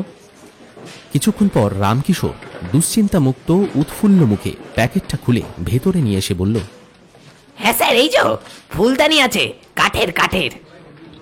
শ্রীবাস্তবজি অত্যন্ত বিস্ময় প্রকাশ করে বললেন, যা বাবা, এত রাতে ফুলদানি পৌঁছানোর কি এমন প্রয়োজন পড়লো? পেরু আমার দিকে তাকিয়ে বলল, ট্র্যাপ বলছিলাম না? ট্যাক্সির লোকজন সেই মুহূর্তে পালিয়ে যায় যখন আমাদের উপরে অ্যাটাকটা হয়, বুঝলে? তুমি বলছো ওদের প্ল্যান্ট করা হয়েছিল? তার সম্ভাবনাই বেশি। সেক্ষেত্রে পাশেই অন্য লোক ওত পেতে আমাদের টার্গেট করে বসেছিল। আমরা এখানে যেতেই আমাদের উপর চড়াও হয়। কেসটা থেকে ভয় পাইয়ে আমাদের হটিয়ে দেওয়াই সম্ভবত লক্ষ্য, না হলে স্রেফ আহত করে ছেড়ে দেবে কেন? একেবারে খতম করে দেওয়াটাই উচিত ছিল না, যখন টেরাটা আমরা জেনে গেছি। একজন সাব ইন্সপেক্টর ওসি রুমে ঢুকে শ্রীবাস্তবজিকে বললেন, স্যার, একটা গাড়ি রাউন্ডে বেরিয়ে যাচ্ছে। শ্রীবাস্তবজি আমাদের উদ্দেশ্য করে বললেন, আপনারা বেরিয়ে পড়ুন, আমি ওই গাড়ির ডিটেলসটা খোঁজ নিয়ে আমি ফোনে জানাচ্ছি। এ কি, আপনি তো ভালোই খোঁড়াচ্ছেন মিস্টার দাস, পা ভেঙে যায়নি তো? একটা চালে ভুল হবার খেসারত দিচ্ছি, ভাঙেনি বলেই মনে হচ্ছে। আচ্ছা দেখুন কি খবর পান। যদি এখান থেকে কিছু না পাওয়া যায় তাহলে একটা লিড আছে, তাকে থানায় ডেকে ইন্টারোগেশন দরকার। চাপ দিলেই সব বেরোবে। আমি ডিটেলস আপনাকে মেসেজ করছি। তাই নাকি? আরও একটা লিড? আপনি দেখছি খুঁজে খুঁজে অনেক তথ্যই বের করেছেন মিস্টার দাস। আরে আমাদেরও একটু শেয়ার টেয়ার করুন, এত গুটিয়ে থাকার কি আছে? আপনাদের হেল্প তো লাগবেই শ্রীবাস্তবজি। খুনিকে শনাক্ত করাটাই আমরা একটু সাহায্য না হয় করতেই পারি, কিন্তু তাকে পাকড়ে হেফাজতে নেওয়া, চার্জশিট করা, সাক্ষী জোটানো, অবশেষে আইন মাফিক উপযুক্ত শাস্তি দেওয়া, এগুলোতে তো আমাদের আর জোর নেই। তবে তদন্তে একটু অসাবধান হলেই কিন্তু খনি টের পেয়ে যাবে, গা ঢাকা দিয়ে দেবে কিন্তু। তাই একটু সাবধানতা অবলম্বন করতে হয় আর কি। কথাটা থানার বাইরের দরজার দিকে হাঁটতে হাঁটতে বলল পেরু। হসপিটালে ফার্স্ট এড করে হোটেলে ফিরতে খবর পেলাম আমাদের ট্যুর গাইড অভিষেক ফিরেছে। সৌভিকবাবু আমাদের দেখেই বললেন, আরে আপনারা সকাল থেকে কোথায় ছিলেন? সুখবরটা শুনেছেন? কেসের ব্যাপারটা একটু বাইরে ছিলাম। বলল পেরু। তারপর জিজ্ঞেস করল, কি খবর, অভিষেককে ছেড়েছ তো? হ্যাঁ, আর কাল আমরা চেক আউট করছি ফ্রম সিমলা। ওহ বাবা, কি রিলিফ লাগছে। হোটেলে একটানা বসে বসে একবার দম বন্ধ হয়ে গেছিল বাবু। তার মানে পেরুর হাতে এই রহস্য সমাধানের জন্য আর একদিনেরও কম সময় আছে। ও সৌভিকবাবুকে বলল, আচ্ছা, পরে কথা হবে। বলেই হনহন করে রুমের দিকে হাঁটা দিল। যদিও হালকা খোরানো ভাবটা হাঁটাতে রয়েই গেছে। যেতে যেতে আমাকে বলল, কাল রাত্রে বেরোনোর সময় জানালার কাছে গিয়ে একটা ব্যাপার নোটিস করলাম উপেন্দা। আমাদের রুমগুলোর বিপরীতেই একটা হোটেল আছে, আর সেই হোটেলের গেটের ঠিক ডান দিকেই একটা জানালা। খুব সম্ভবত চৌকিদারের ঘর। চলো তো একবারটা ঘুরে আসি। আমরা আধ ঘন্টার মধ্যে সামান্য জলযোগ সেরে একটু ফ্রেশ হয়ে নিয়ে হোটেলের দারোয়ানের কাছে পৌঁছে গেলুম। পেরু ঢুকেই প্রথমে জিজ্ঞাসা করল যে সিসিটিভি ক্যামেরা কোথায় কোথায় আছে। সেই হোটেলের ম্যানেজারকে বেশ ভালো করে বুঝিয়ে অবশেষে রাজি করানো গেল। পেরু বলল, আমার শুধু সামনের ক্যামেরায় ভিডিও ফুটেজ চাই, যেটা দিয়ে হোটেল টুইলাইট ব্লিসের ডান দিকের ফ্রন্টের একটা সাইড দেখা যায়। পেরু মোবাইলটা ঘেটে একটা নির্দিষ্ট দিনের রাত্রি 11টা থেকে ভোর 4টের ফুটেজ দেখাতে বলল। সেই ফুটেজ চলতেই দেখলুম একে একে বন্ধ হয়ে যাচ্ছে হোটেল রুমের আলো। রাত্রি যত গভীর হচ্ছে, কিছু কিছু রুমের আলো আবার জ্বলে উঠছে। রাত্রে হয়তো কেউ ওয়াশরুমে যাচ্ছে, হয়তো পরের দিন সকালবেলা বেরোনোর জন্য জরুরি কিছু কাগজপত্র বা সরঞ্জামের প্রয়োজন দেখা দিয়েছে। সেগুলো ঠিক জায়গা মতো মজুত করে সম্ভবত আবার ঘুমিয়ে পড়ছে।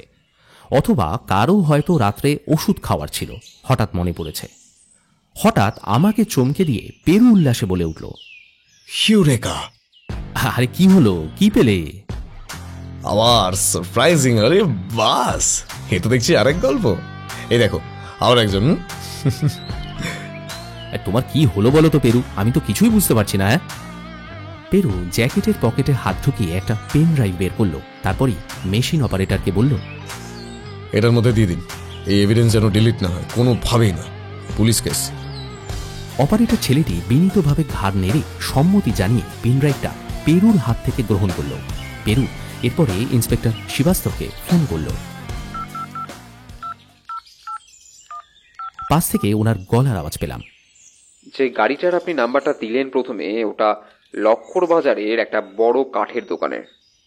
এক বয়স্ক লোক এসে মোটা বকশিস দিয়ে ওখানে রাত্রির 2:30টার পর রেখে দিয়ে আসতে বলেছিল।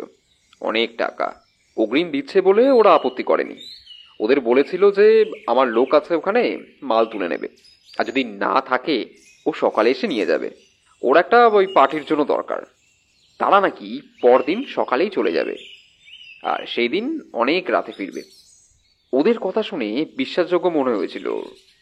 যদি আপনি চান আমি ডেকে আপনার সাথে কথা বলিয়ে দিতে পারি। আপনাকে আরেকজনের ব্যাপারে এসএমএস করেছিলাম, তাকে পেলেন? কই, সে লোক তো বেপাত্তা, তার কেউ খোঁজ দিতেই পারছে না। কাল বিকেলবেলা ম্যালের কাছে এসেছিল কি একটা কাজে, ওই লাস্ট দেখা গেছে। ওর ছবি আমার একটা তোলা আছে, আপনাকে হোয়াটসঅ্যাপে পাঠাচ্ছি। আশেপাশের এলাকাগুলো একটু খোঁজ নিন, নিশ্চয়ই গা ঢাকা দিয়ে আছে। এর সাথে আমার ধারণা জাল টাকা পাচারকারীদের সরাসরি যোগাযোগ আছে। এদের দলের মেন পান্ডা একজন। আচ্ছা, আর একটা কথা ছিল, লাহাবাবুর ডিএনএ রিপোর্ট কি করা হয়েছিল? ঠিক আছে, পালাবে কোথায়? পাহাড়ের সুবিধা হলো রাস্তাঘাট খুব কম, আর খুব পাকা হাতের ছদ্মবেশ না ধরলে ঠিক খুঁজে বার করে নেব।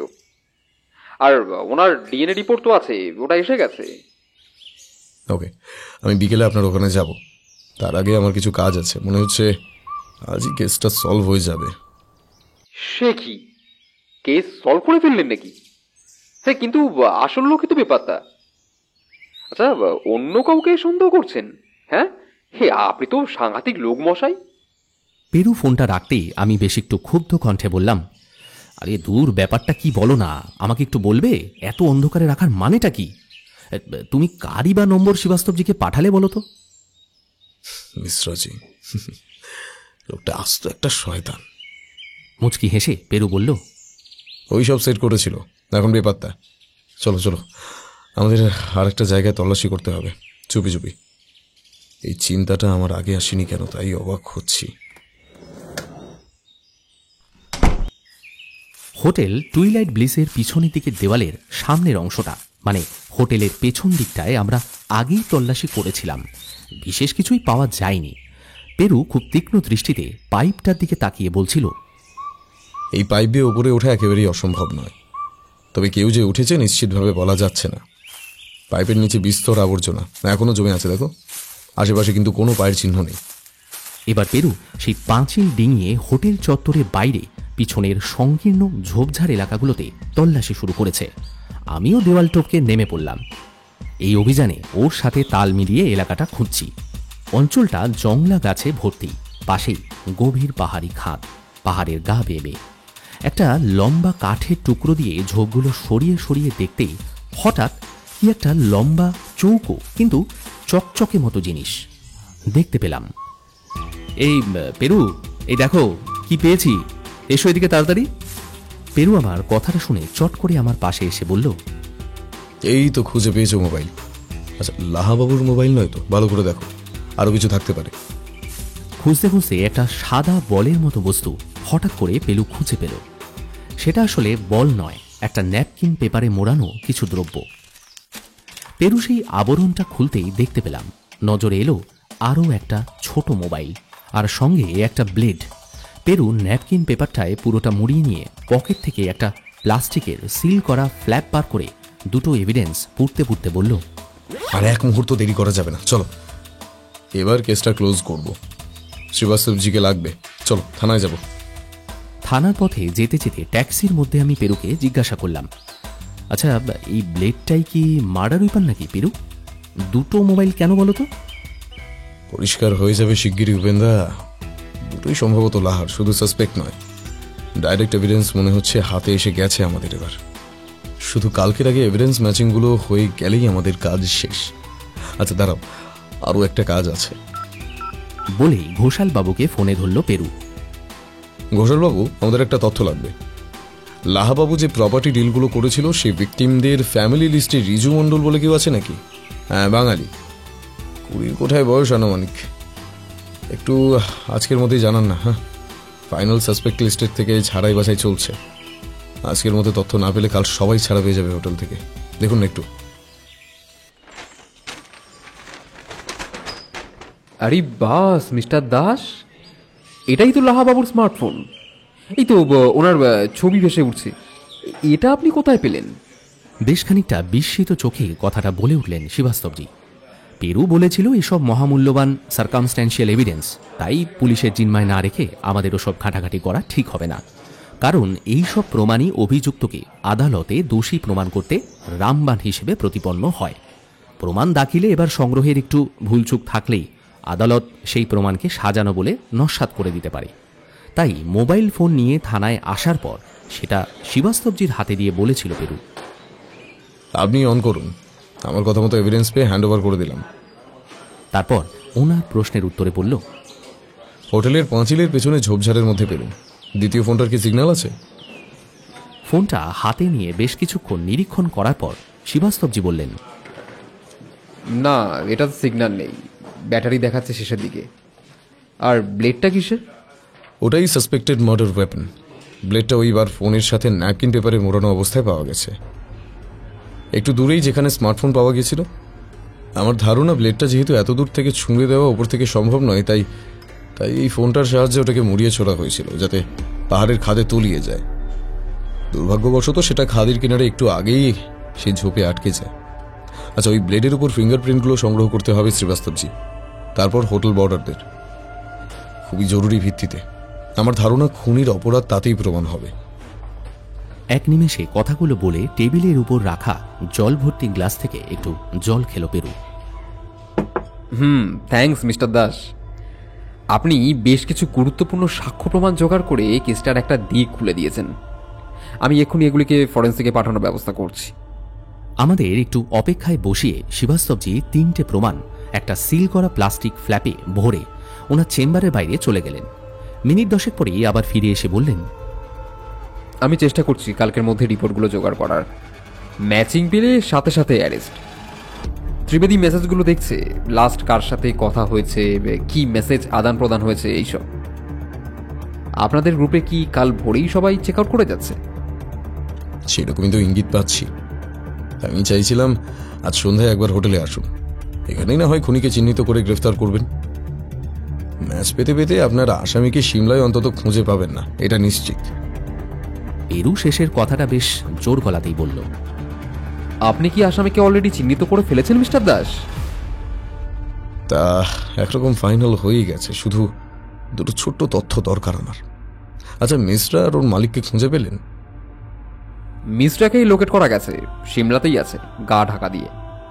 একটা গোপন সূত্রে পাওয়া খবর অনুযায়ী এক দুধওয়ালা ওকে দেখেছে। ওকে একটা ডেরায় তালাবন্দি করে রাখা আছে। আজ রাতেই রেইড আছে। আচ্ছা পেরু, তাহলে খুনি কি বাইরের কেউ নয়? মানে আমাদের উপর যে অ্যাটাক হলো, যে তার উদ্দেশ্য কি? কিন্তু তুমি হোটেলের ভেতরে লোকজনদের সন্দেহ করছো নাকি? বুঝতে পারলাম না। কারণটা একটাই, মার্ডার ওয়েপেন দূরে সরিয়ে দেওয়ার জন্য হোটেলের বারান্দা থেকে দূরে ছুড়ে দেওয়ার কি দরকার? সে ঠান্ডা মাথায় হোটেলের বাইরে আরও নিরাপদ দুর্গম স্থানে সেটা ফেলতে পারত। তাতেই সেটা ধরা না পড়ার সম্ভাবনাও বাড়ত। তাই খুনি বাইরের নয়, ভেতরের কেউ। একটা পা অন্য পায়ের উপর তুলে দিয়ে কথাটা বলল পেরু। শ্রীবাস্তবজি এবার ওনার পকেটে হাত ঢোকালেন, একটা সিগারেটের প্যাকেট বার করলেন। একটা সিগারেট একটু টেনে নিয়ে লম্বা করে পেরুর দিকে বাড়িয়ে দিয়ে বললেন, বুঝেছি, আপনি খুনিকে সাক্ষাতে চিহ্নিত করে হ্যান্ডওভার করতে চাইছেন। অসুবিধে নেই, আমাদের খুনিকে পেলেই হলো। আচ্ছা, কটার সময় হোটেলে মিটিংটা কল করবেন বলুন তো? আমি ওই ম্যানেজারকে বলে অ্যারেঞ্জ করিয়ে দিচ্ছি। আর একটা হল ঘর হলে ভালো হয়, তাই তো?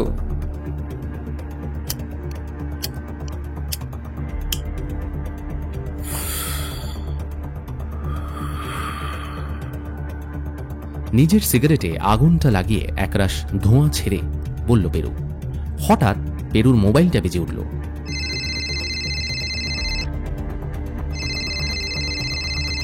ফোনটা বার করতেই দেখি ঘোষাল বাবুর নামটা ফোনের স্ক্রিনে ভেসে উঠেছে। হ্যাঁ, হ্যালো পেরু, ঘোষালদা বলছি। ভবতোষ লাহার ব্যাপারে আরও কিছু ডিটেলস পেয়েছি। যে দুটি পরিবার জাল জমি ডিলে সর্বশান্ত হয়ে যায়, তার মধ্যে একজন ঋত্বিক মণ্ডল বলেছিল, বুঝেছ, যে পরে মানসিক ভারসাম্যহীন হয়ে পড়ে। ওর এক ছেলে পরে ভবতোষ লাহার অফিস ভাঙচুর করার চেষ্টা করে, ক্লাবের বন্ধুদের দিয়ে আর কি। পরে পুলিশ পাকড়াও করলে সপ্তাহখানেক রিমান্ডে ছিল, পরে ছাড়া পেয়ে যায় কোনো এক এনজিওর হস্তক্ষেপে। সেই ছেলেটাই রিজু মণ্ডল, বুঝেছ? I see. আচ্ছা, আপনাকে অনেক ধন্যবাদ ঘোষালবাবু। বলেই পেরু ফোনটা রেখে শ্রীবাস্তবজিকে বলল, হোটেলে একটা হল ঘর আছে পেছনের দিকে, ওরা অনুষ্ঠানে ভাড়া দেয় শুনেছি। তাহলে 6টায় টাইমটা করুন শ্রীবাস্তবজি। বেশ, আপনি যেমন চাইবেন। আচ্ছা, যে এলাকা থেকে এই প্রমাণগুলো উদ্ধার করলেন তার ছবি তুলেছেন তো? একদম, তার বলতে আপনাকে হোয়াটসঅ্যাপে পাঠিয়ে দিচ্ছি। আপনি চাইলে আরও চিরুনি তল্লাশি করতে পারেন, তবে আমার ধারণা বিশেষ কিছু পাবেন না। লোক পাঠালেও কিন্তু সাদা পোশাকে। আমি সেই জন্যই আপনাদের তাড়াহুড়োয় ডাকিনি। খাকিতে দেখলেই কিন্তু খুনি সতর্ক হয়ে যেতে পারে।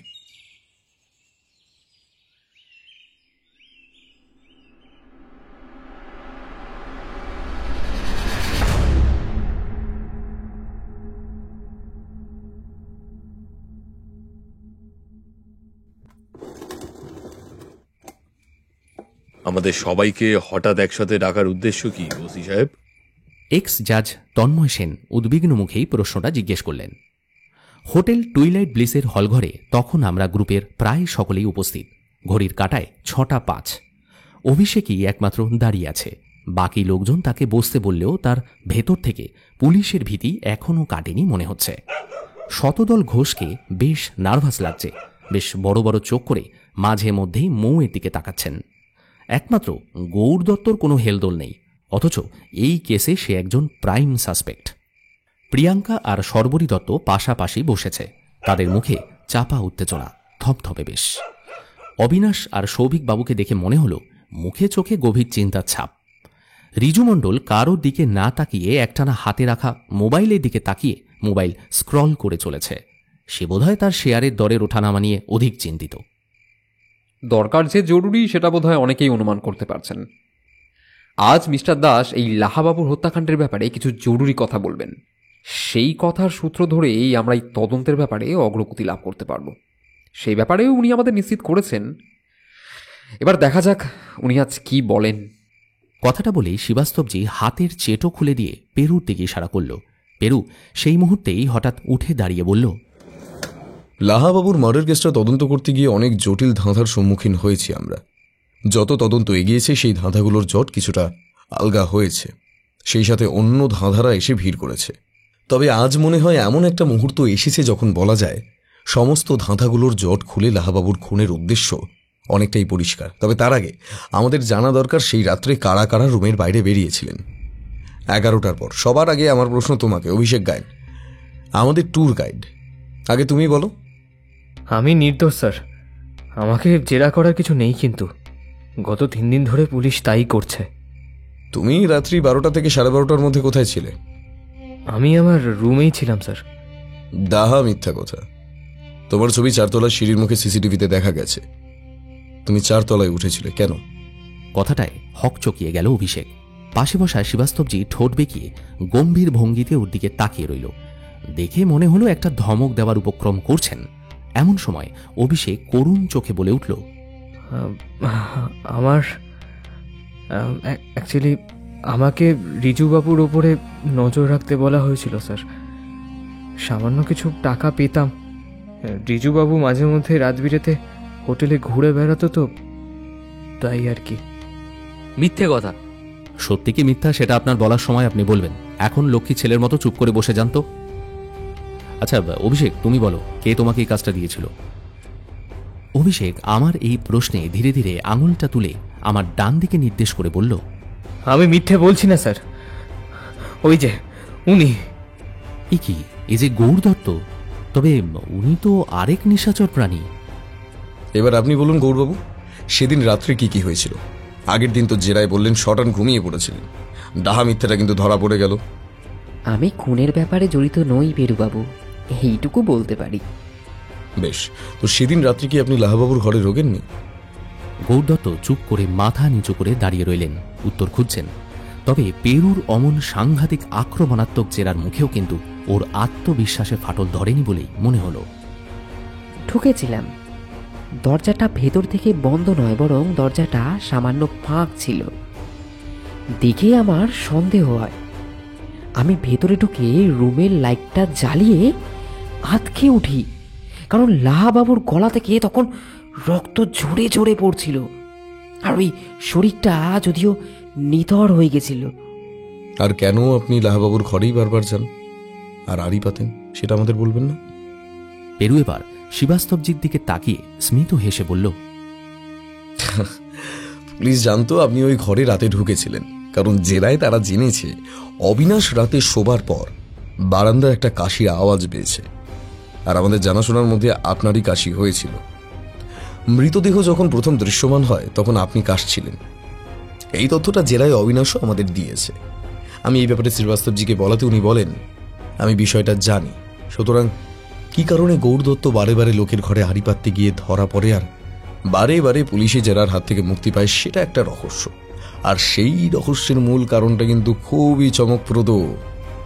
আপনি বলুন না, আপনি যদি সব জেনে থাকেন। বেশ খানিকটা অপরাধীর গলায় বলল গৌরবাবু। উনি আসলে এনআইএ এর একজন এজেন্ট, আন্ডারকভার এজেন্ট। এখানে একটা বড় জাল নোটের ডিল হতে চলেছে। লাহাবাবুর শাগরেদদের মধ্যে লিক হয়, সেই খবরটা এনআইএ এর কাছে আসে। তারপর তাকেই অ্যাপ্রোচ করা হয় এর নজরদারির জন্য। সে কি, গৌর দত্ত আসলে গভর্নমেন্টের স্পাই? প্রিয়াঙ্কা চোখ কপালে তুলে বলল কথাটা। হ্যাঁ, উনি ব্যবসায়ী, এটা যেমন সত্যি, সেরকম ওনাকে একটা বড় ব্যবসায়িক ডিলের বিনিময়ে এই নজরদারির কাজটা দেওয়া হয়েছিল এই ট্রিপের আগে। আর বিষয়টা শ্রীবাস্তবজি জানেন, তাই ওনাকে বিরক্ত করেননি। আপনার তাই দত্তবাবুকে সন্দেহ করা অমূলক সর্বরিদি। আপনি কর্তাকে নিয়ে নিশ্চিন্তে থাকতে পারেন। পেরু এবার সর্বরী দেবীকে উদ্দেশ্য করে কথাটা বলল।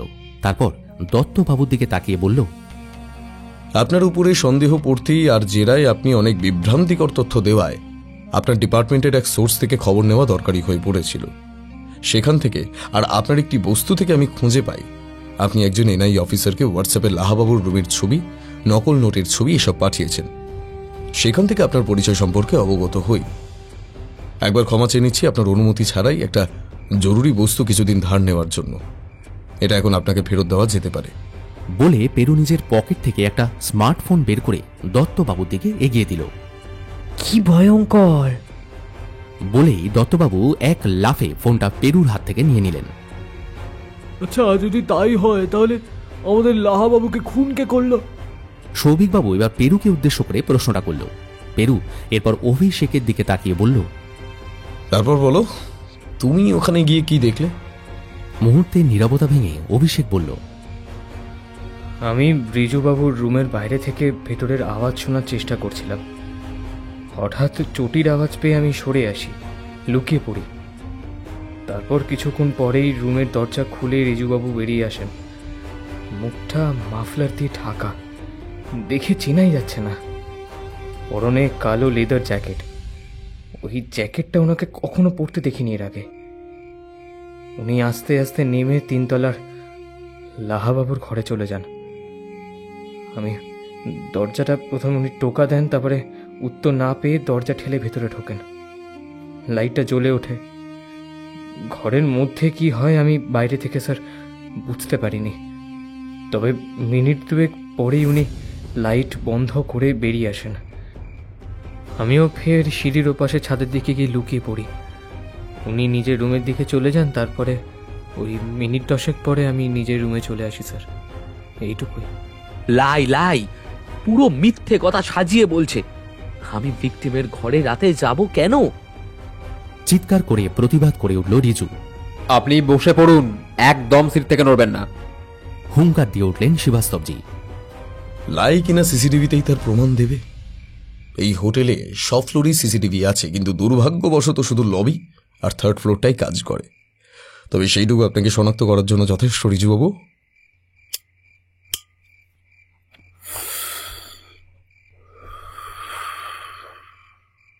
পেরু আবার বলল, আপনি লাহাবাবুর রুমে গিয়েছিলেন পুরনো হিসেব ফয়সলার জন্য, তাই তো? আপনার পরিবার একরকম কন্দর্পশূন্য হয়ে পড়ে জালিয়াতির জন্য। আপনার বাবা পাগল হয়ে যান। আপনি জানতেন না লাহাবাবু এই ট্যুরে আসছেন। কাকতালীয়ভাবে দুজনে দেখা হয়ে যায়। তারপর আপনি প্ল্যান করতে থাকেন কিভাবে ওকে খতম করা যায়। মাঝে মাঝে রাত্রে রেকি করতেন যাতে খুন করার পর ধরা না পড়ে যান।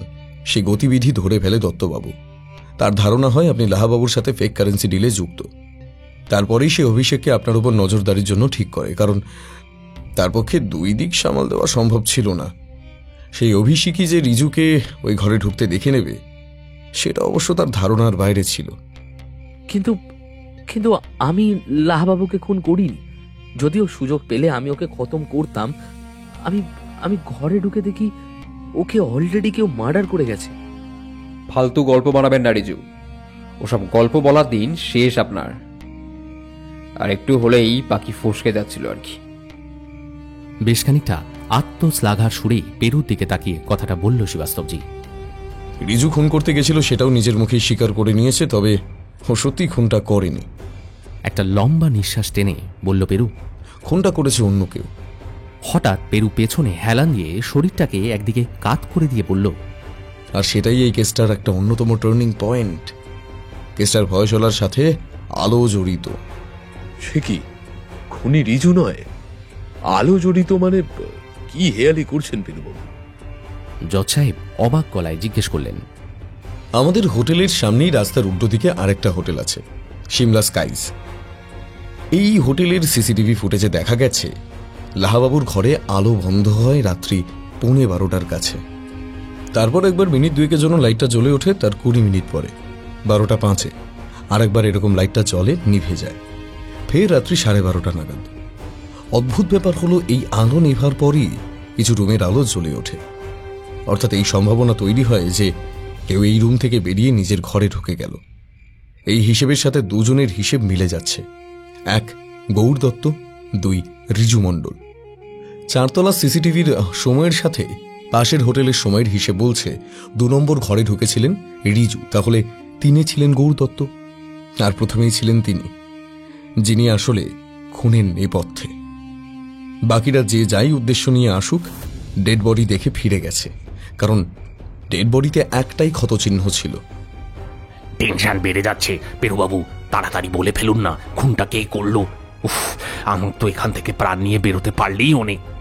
কপালের বিন্দু বিন্দু ঘাম রুমালে মুছতে মুছতে বললেন শতদল ঘোষ। লাহাবাবুর ডায়েরিতে কিছু পাতা অন্তর অন্তর বেশ কিছু টাকার হিসেব লেখা ছিল। পাশে লেখা ছিল বিডি, এই বিডি অক্ষরের সূত্র ধরেই হিসেব কিছুতেই মিলছিল না, কারণ হোটেলে পরিচিত কারো নামের আদ্যাক্ষর ওটা নয়। তবে ওটা দেখে সন্দেহ হয়েছিল যে সংখ্যাটা ব্ল্যাকমেলিংয়ের টাকার সংখ্যাও হতে পারে, কারণ সংখ্যাগুলোর শেষে প্রায় প্রায় 3টে করে শূন্য থাকত। মানে যে ব্ল্যাকমেলিং করছে সে 1000 পূর্ণ সংখ্যায় করবে, এটাই স্বাভাবিক। এককের থেকে শতকের ঘরে সংখ্যা থাকলে সেটা নিঃসন্দেহে অন্য কিছুর হিসেব হতো। তাই এই ব্ল্যাকমেলিংয়ের সূত্র ধরে এগোতেই আমি একটা অন্য মোটিভের সন্ধান পাই। আরেকজনের সন্ধান পাই যে এর কিছুটা আঁচ করেছিল, আর তার সংখ্যায় কিছুটা ভীত ছিল। ভীত ছিল কারণ তার প্রাণ সংশয় আছে, বা প্রিয় মানুষকে হাতছাড়া করবার ভয়ে সে ভীত। আর কারণটা মোটেও কিন্তু অমূলক নয়, কারণ সে ব্ল্যাকমেলিংয়ের উৎস বা প্রক্রিয়ার সন্ধান করে ফেলেছিল। সেদিন রাত্রে আপনি তাড়াতাড়ি ঘুমিয়ে পড়েছিলেন কেন শতদলবাবু? আমার শরীরটা ম্যাজ ম্যাজ করছিল, মৌয়েরও তাই, দুজনে শুয়ে পড়ি। না, ঘুমিয়ে পড়েন একমাত্র আপনি, কারণ আপনাকে সেডেটিভ দেওয়া হয়েছিল, দিয়েছিল আপনার স্ত্রী মৌ ঘোষ। ওর প্ল্যান ছিল গভীর রাত্রে লাহাবাবুর রুমে অ্যাডভেঞ্চার। কি এসব কি যাতা বলছেন আপনি মিস্টার দাস? বাঁচখাই গলায় চিৎকার করে উঠল মৌ। তার চোখে মুখে তখন ঠিকরে বেরোচ্ছে হিংস্র জিঘাংসা। আর আপনার কাছে কি প্রমাণ আছে এসব ঘৃণ্য অ্যালিগেশনের? আছে ম্যাডাম, আছে। প্রথমত আপনার ঘরের আলোয় একবার জ্বলে ওঠা। যখন আপনি মানিব্যাগে ব্লেডটা ঢোকান, রুম থেকে বাইরে যাওয়ার সময় আলো বন্ধ করে দেন, আবার ফেরত এসে আলো জ্বালিয়ে কিছুক্ষণ পর আলো নিভিয়ে ঘুমিয়ে পড়েন। মাঝের সময়টাতেই লাহাবাবুর রুমের আলো জ্বলে ওঠে। এটা ছাড়াও লাহাবাবুর একটা পুরনো ফোন ও একটা ব্লেড উদ্ধার হয়েছে। আমার ধারণা তাতে আপনার কল বা মেসেজ রেকর্ড আর ব্লেডে ফিঙ্গারপ্রিন্ট পাওয়া যাবে। চুপ করুন, একদম চুপ করুন বলে মাথা নিচু করে দুহাত দিয়ে মুখ ঢেকে কান্নায় ভেঙে পড়লেন মৌদেবী। আরও প্রমাণ আছে। আপনার ডাকনাম বাবলি, বিয়ের আগে পদবি ছিল দাশগুপ্ত। এসব তথ্য আমি শতদলবাবুর কাছ থেকেই পেয়েছি। দুইয়ে মিলে বিডি, যেটা লাহাবাবুর ব্ল্যাকমেলিংয়ের খাতার পাশে লেখা ছিল। আরও প্রমাণ লাগবে মৌদেবী? আপনি লাহাবাবুকে সন্ধ্যায় হোটেলের বাইরে দেখা করতে বলেন। সেখানেও ড্রিঙ্কসের সাথে এক ফাঁকে কড়া ডোজের সেডেটিভ মিশিয়ে দেন। সেই সাথে বলেন যে রাত্রে ওকে টাকা দিতে যাবেন, কারণ আপনার কাছে এখন টাকা নেই। তাই লাহাবাবু যেন রাতে দরজার লক না করেন। তারপর রাতে এসে গলায় ধারালো ব্লেড চালিয়ে দেন। লাহাবাবু তখনও এক রাউন্ড ড্রিঙ্কস করে প্রায় বেহুশ, তাই বডিটা চেয়ারের পাশে ঝুলন্ত অবস্থায় ছিল। সেই অবস্থায় খুব সহজেই আপনার কাজটা হয়ে যায় মৌদেবী। তারপর সেই ব্লেড আর মোবাইল দুটো সরিয়ে ফেলেন, যাতে কল রেকর্ড দেখে কেউ আপনাকে ধরে না ফেলে। কলগুলো ডিলিট করেই মোবাইলগুলো ব্লেড সমেত দূরে ছুড়ে দেন। আপনার বাইরে বেরোনোর সাহস হয়নি, কারণ নিচে রিসেপশনে সারা রাত লোক থাকে। আমার কিছুই করার ছিল না। হঠাৎ ভেজা চোখ তুলে বিষণ্ণভাবে মৌদেবী বললেন, ও ছিল আমার কলেজ ফ্রেন্ড। আমাদের মধ্যে একটা রিলেশন ছিল। অ্যাকচুয়ালি ওর স্মার্ট হ্যান্ডসাম চেহারা দেখে এখনকার সাথে মিলানোও যাবে না। আমার সাথে ওর প্রচুর ছবি, চিঠি সবই আছে। সেগুলো দেখিয়ে ও আমাকে দীর্ঘদিন ব্ল্যাকমেল করেছে। আমি ট্যুরে এসেছি আমার হাজব্যান্ডের স্বাস্থ্যের আরোগ্যের আশায়। ও ঠিক এটা খবর পেয়ে কখন যে এই দলে ঢুকে গেছে আমি জানি না। ওর উদ্দেশ্য একটাই ছিল, এখানে অন্য কোনো মতলবে আসা। তবে আমার নামটাও কিভাবে ট্রাভেল এজেন্সির কাছ থেকে পেয়েছে আমি সত্যিই জানি না। আসলে ওর মতলব ছিল ফের পুরনো শরীর খেলাটা একবার ঝালিয়ে নেওয়া। আর আমাকেও মাঝে মধ্যেই মেসেজ করা শুরু করলো এখানে আসা থেকেই। প্রথমে মোটা টাকার দাবি, আর অন্যথায় শতদলকে প্রাণে খতম করার হুমকি। শতদল জানলে ওর কাছে আমার মান সম্মান কিছুই অবশিষ্ট থাকবে না। আর অন্যদিকে ওর কথা না শুনলে ওই হুমকি। তাই আমি ওকে বাধ্য হই একটা টোপ দিই। রোজ হাঁটার একটা রেওয়াজ তৈরি করি, যাতে নির্দিষ্ট দিনের সন্ধ্যায় বাইরে যাওয়ায় কারো সন্দেহ না হয়। ওই সময় একদিন ভবতোষের সাথে আমার বারে দেখা হয়। ওর ড্রিঙ্কসে আমি ঘুমের বড়ি মিশিয়ে দিই। ঠিক করি আজ রাতেই যা করার করতে হবে। তুমি কি করে বসলে মৌ? আমার জন্য তুমি এত বড় রিস্ক কেন নিতে গেলে? লোকটা তো আস্ত শয়তান, আমি জানি। হ্যাঁ, আমার বরাবরই লোকটাকে সুবিধের মনে হয়নি। এখন আমার কি হবে বলো তো? নিজের মাথাটা দু হাতের মধ্যে দিয়ে বেদনায় যেন কুকড়ে উঠলেন শতদলবাবু। আপাতত ওনাকে অ্যারেস্ট করা হচ্ছে, কারণ দেশের আইন সবার ঊর্ধ্বে। ওনার দোষগুণ সেসবের বিচার তো আদালত করবে। আমরা শত প্রতিকূলতার মধ্যেও আইনের উপর আস্থা হারাবো না, এটাই কিন্তু আমাদের কর্তব্য। আর অন্যটা হলো অপরাধ। কথাটা বললেন শ্রীবাস্তবজি। আমি আমি তোমার জন্য অপেক্ষা করব মৌ। ধরা ধরা গলায় বললেন শতদলবাবু। তুমি স্বর্গ মর্ত পাতাল যেখানেই যাও, আমি জানি তুমি ঠিক ফিরবে, আমার জন্যই ফিরে আসবে। যে যাই বলুক, আর তোমাকে যতই অপরাধী বলুক না কেন, কোর্ট যাই সাজা দিক, আমি অপেক্ষায় থাকবো মৌ। তুমি ফিরলে আমরা পাহাড়ে ফের বেড়াতে আসবো। আমার আর তোমার অদেখা জায়গাগুলো নিশ্চয়ই দেখবো আমরা। উঠে দাঁড়িয়ে কাঁপা কাঁপা হাতটা নিজের স্ত্রীর দিকে বাড়িয়ে দিলেন তিনি। একটা দারুণ খবর আছে মিস্টার দাস। মিশ্রাকে কাল রাতে পিক আপ করা হয়েছে, সেই সাথে পুরো গ্যাং রেড 100 কট।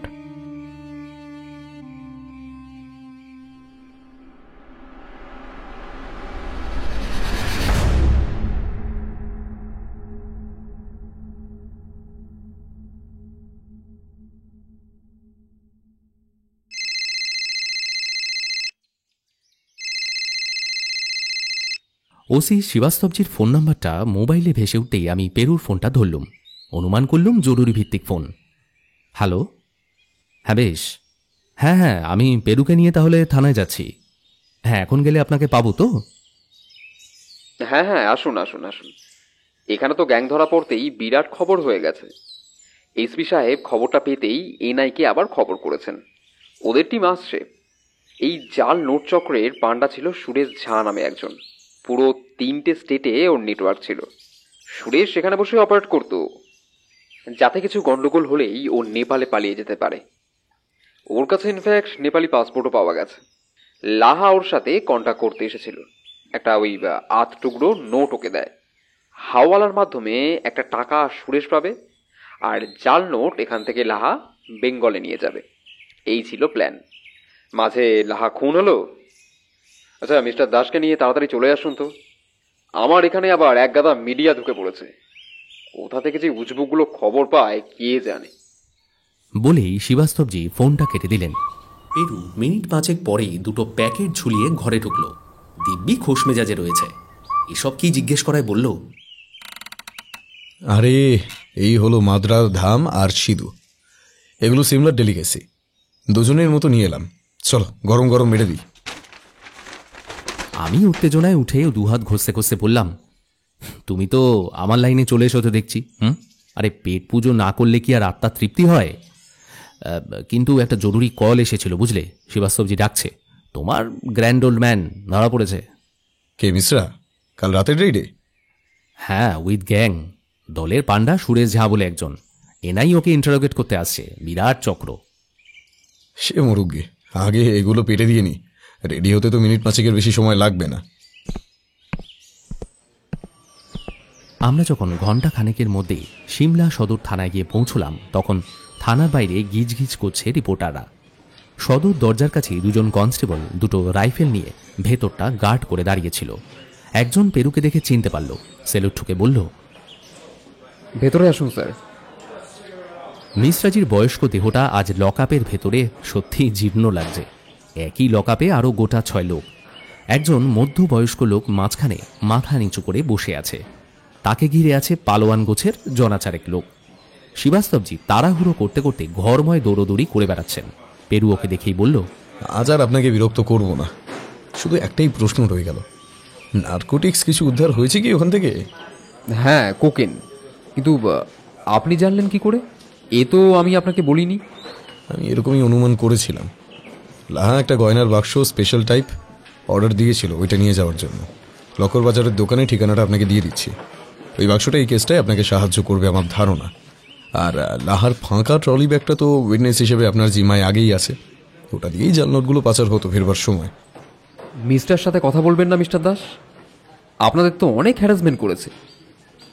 পেরু হাসতে হাসতে হাত বাড়িয়ে বলল, সব পুরনো হিসেব মনে রাখতে নেই। আইনের অপরাধীকে আইন রক্ষকের হাতে দিয়ে গেলাম, বাকিটা আপনি দেখুন।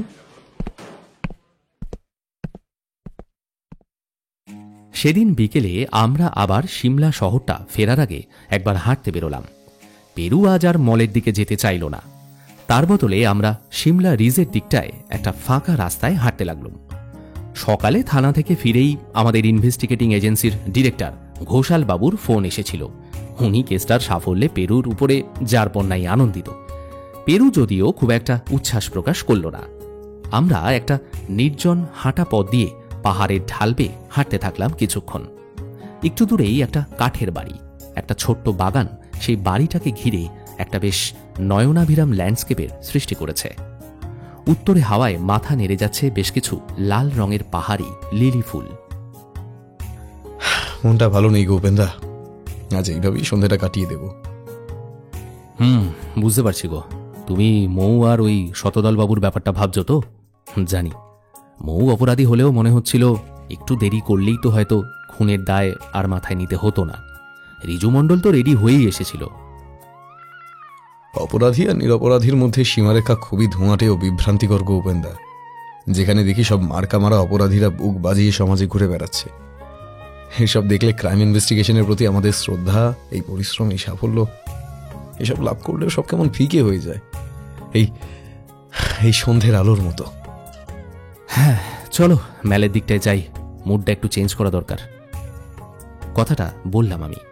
পেরু কোনো উত্তর দিল না। আমি জানি ও এখন আর কোনো উত্তর দেবে না। ওকে ওর মতো ছেড়ে দেওয়াই ভালো। সব প্রশ্নের কি আর উত্তর হয়?